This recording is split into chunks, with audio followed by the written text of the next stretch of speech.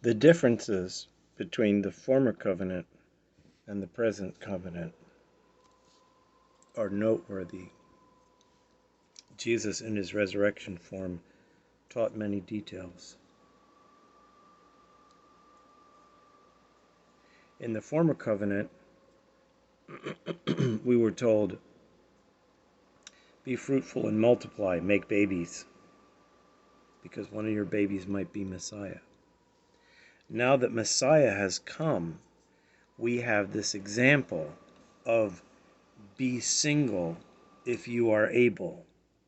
Matthew 19 says that if you can understand the value of singleness, not being married, not having children, being a eunuch for the kingdom of heaven, if you can understand the value of singleness, then you should actually live a singleness lifestyle. This was never taught to me as a child in Christianity. So we are either invited to be single like Jesus, or to support and be closely connected with those who are being single like Jesus. And there's a place where it says, make every effort to take on the full yoke of the Lord, which means singleness and a traveling ministry, not having much in the way of possessions, constantly moving. Jesus said, I came here into this cosmos to go from town to town. And he told his disciples, don't be excited about the miracles. Let's move on to the next town to find who the Holy Spirit has prepared for us.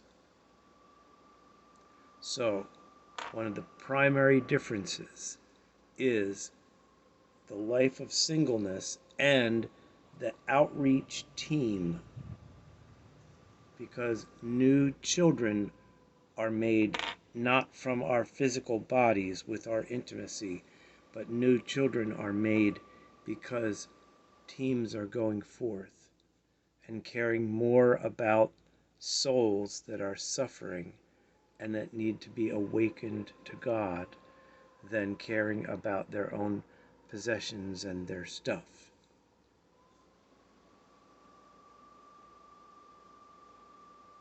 Be fruitful and multiply, make babies, and be single if you're able, because more spiritual children will come forth through your singleness. And that singleness has to be kept maintained pure in a communion group. And the communion, when you take the communion, that's the satisfaction. It's part of the satisfaction. It's a mystical satisfaction of putting Yeshua inside of your physical body. It's called the meal for your invisible soul and your physical body at the same time. Singleness. Singleness. Outreach. Singleness. Making new awakened ones. Making new disciples. Because we are either living like Jesus or we're supporting a team of people who are operating like Jesus. Read Acts chapter 14, verse 21 to 23 again. It's a good picture of the formation of the home communion groups. Acts 14, verse 21 to 23. Very interesting. Singleness, outreach, singleness, outreach, singleness, outreach. That's the calling. That's the example that Jesus gave us.